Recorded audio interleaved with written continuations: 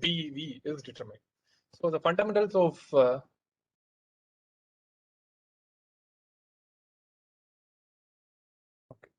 So the fundamental of vehicle design talks about it all initiated from the Newton's second law of motion. So it says that according to Newton's second law, the acceleration of an object is proportional to the net force exacted on it. So whatever the net force exacted on it is directly proportional to the acceleration. Hence, the object accelerate when the net force is not zero. So this is what is the basic ideology for calculating the power of an electric motor drive. So if the object accelerates when the net force acting is not zero.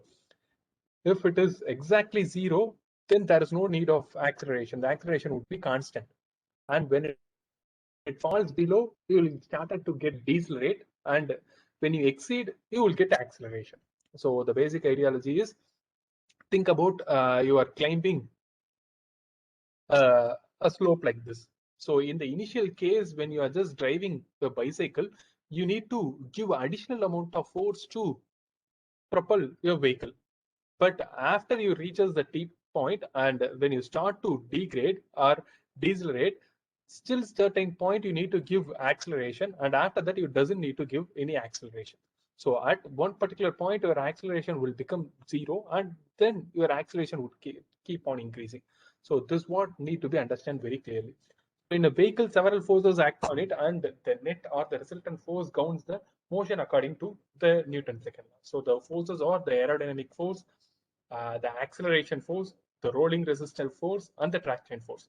So you need to propel your vehicle opposing all these forces to create a tractive force to move your vehicle forward. So that tractive force should be multiplied with the velocity of a vehicle to determine what is the power required for your electric motor. The propulsion unit for the vehicle delivers the force necessary to move the vehicle forward. So the acceleration of the vehicle depends upon the following terminologies. One is the power delivered by the propulsion unit. Next one is the road condition, the aerodynamic, and the composite mass of your vehicle. So initially it is based upon the rolling resistance. So the rolling resistance of tires or hard surface is due to the histories of the material. So the figure would give you a brief idea about it. So you might have seen the tire with certain gaps present over here.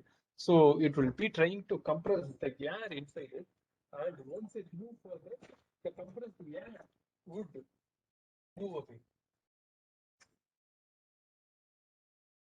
And that's what talks about the rolling resistance. On the tire, the force P would be acting in the center, and the pressure on the contact patch area between the tire and the ground is distributed symmetrically to the center line, and the resulting direction force is aligned in accordance to it.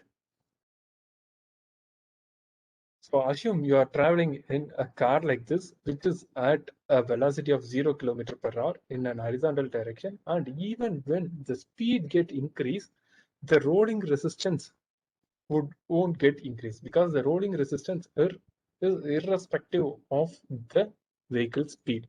So the vehicle speed doesn't matter in the rolling resistance. If it is plotted in a graph versus vehicle speed versus force. So this is what is the end graph that will give you an idea about the power calculation for your electric motor. So when you plot a graph between the force versus vehicle speed, wherever the vehicle speed is allowed to get increased, the force required to propel the vehicle won't get varied because whatever the rolling resistive force would be a constant force that is irrespective of the vehicle speed. So it is approximately independent of the vehicle speed, and it will have a small variation with road angle. So assume when your vehicle is climbing in a gradient, so when it's climbing in a gradient, these rolling resistance is very minimal. So the rolling resistance is, think about you are having a roller or a ball in your table. So when you just try to move that or roll that ball in the table, it will have certain minimal resistance to rotate. So that resist to rotate is known as rolling resistance. So compared to the force required to do this is very minimal, and it is independent upon the vehicle speed. And next is the aerodynamic resistance. So a vehicle traveling at a particular speed in air encounters a force resisting to motion. So this force is referred as aerodynamic force. So I hope I have already discussed about this aerodynamic force in the earlier slide also. So one is classified as shape drag. So the forward motion of the vehicle pushes the air in front of it. So when your vehicle is moving in the atmosphere is completely filled with air. So what you are trying to do is you are going to pierce this air molecule and move your vehicle forward. So when you are trying to pierce this air molecule, your vehicle frontal surface will hit this air molecule and create a high pressure zones over the frontal disc and in the glass area. And when this creates, it would create a low pressure zones on the rear side of the vehicle. So this low pressure and high pressure zone is known as the aerodynamic drag. And to reduce this aerodynamic drag, only the airplane and the upcoming vehicles are made by means of an airfoil shape. So if you are having an airfoil shape, there won't be any high pressure and low pressure area on the frontal and the rear side of the vehicle. So this aerodynamic drag is one of the key parameter to determine the vehicle power and increase the vehicle performance. So I hope now you are able to understand what is high pressure and low pressure. Assume you are having a chamber full of air and you are just trying to move your object like this into it. So what it will be trying to do is your air will be taking a deviated path like this. So when the air molecules getting the frontal surface, it will create a high pressure, and the rear side of the object would be as a vacuum because these air molecules won't be able to join to the existing stream immediately. So this would create a vacuum, and that is known as kind as the low pressure zone. And this aerodynamic drag is closely related with the vehicle speed because as the vehicle speed increases, the aerodynamic drag would get increased. So in the previous case, we have discussed about one resistive force in your vehicle, that is rolling resistance, which is irrespective of your vehicle speed. Either it can be 50 kilometer or 75 or even 100, whatever case, your rolling resistance won't get increased. So your rolling resistance is nothing but the resistance to rotate your wheel. And the next important force acting on your vehicle is the aerodynamic resistance. So aerodynamic resistance is the air molecules that is hitting the frontal surface and the vacuum that is forming on the rear surface. Because as far as the vacuum is higher in the rear surface, there would be a huge pulling force acting on the rear side of the vehicle. So you might have seen vehicles like Wagoner or Lancer model vehicles. So in the rear side of the vehicle above the backside storage device, you will have a wing-like shape like this. So this wing-like shape, or in the Wagoner car model, you will have an extended version like this. So this extended version are the spoilers. So that is used to cut down this aerodynamic force, and thereby the force additional force required or the pulling force acting on the rear side of the vehicle would get reduced, and that would enhance the engine performance. And what you need to understand from this particular slide is as the vehicle speed get increases, the aerodynamic force would get increased. So the formula for calculating the aerodynamic force is twice the velocity of your vehicle. So as the velocity of the vehicle get increases, the aerodynamic force would get increased. So when plotting the graph between the vehicle speed and the force, the plot for this aerodynamic force would get in a curved linear fashion. So as the speed get increases, the slope would keep on get varied. So this is what is you need to understand from this particular slide.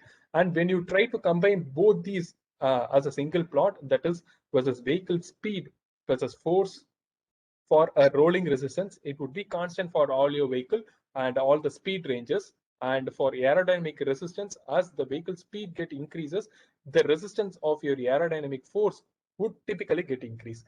The best examples, think about at a very stormy condition, the air is blowing heavily. And if you just try to open your umbrella and place it in the direction of the wind, the umbrella would try to roll back and it would have a greater impact. So that means that as the velocity of the air allowing to hit the object get increased, the force or the resistive force that you need to hold this umbrella should need to be get increased. So that what talks about the particular case. If the wind velocity is higher, you need to give an additional force to hold your umbrella. If the wind velocity is lower, you can just give a minimal force to hold your umbrella. So that what talks about the aerodynamic resistance. If the air velocity is higher, or your vehicle is moving at a very high speed, whatever the force that you require to move the vehicle would get increased. So that is the reason why as the vehicle speed get increases, the resistive force of aerodynamic is also allowed to get increased. And the net force and the control of vehicle acceleration. So now we have calculated two forces that is acting on the vehicle. One is rolling resistive force and second one is the aerodynamic force. You need to create a force opposing these two. So you need to create a force overcoming rolling resistive force and aerodynamic force to move your vehicle forward. If you are able to provide such a force, so let us assume your rolling resistive force is 1 and your aerodynamic force is 2. So you need to provide a force greater than 3 to move your vehicle. So whatever the force higher than all the resistive force that required to move your vehicle is known as the tractive force. I hope now you can get what is tractive force. So using Newton's second law of motion, the vehicle acceleration can be expressed as the net force is equal to the tractive force minus the aerodynamic force and the rolling resistive force. So in this particular case, let us assume that tractive force is 5 and the aerodynamic force is 2 and the rolling resistive force is 1. So if this is the case, the net force that you are supplying to a vehicle to move forward is 2. So if you are able to provide an additional force opposing to all the resistive force acting on your vehicle, then you can propel your vehicle. And when you are trying to calculate the acceleration at that particular point, so based on Newton's second law of motion, force is equal to mass into acceleration. So you know what is the mass of the vehicle and you know what is the force that is you are going to apply. And if you are able to divide these two terms, you can get what is the acceleration that is you are going to apply to that vehicle. So the net longitudinal force is equal to net force is equal to force of traction minus aerodynamic force minus rolling resistive force. So this is what talks about the net force and the control of vehicle aerodynamics. And next, we will try to understand this with a much more clear representation, that is acceleration determination. So I hope now you are clear with what is tractive force, net force, rolling resistive force, and the aerodynamic force. So the rolling resistive force is the restriction that is placed on your rotating wheels, and the aerodynamic force is the force that is created based on the air motion. And you need to give a force opposing these two to move your vehicle. If it is exactly constant, then your vehicle would start to move or would be in a constant path. And if you are able to provide an excess force, that is used to propel your vehicle. So this red color is the rolling and this blue color is the aerodynamic, and this is the net force you are going to supply. And once this exceeds these two, that is known as the tractive force.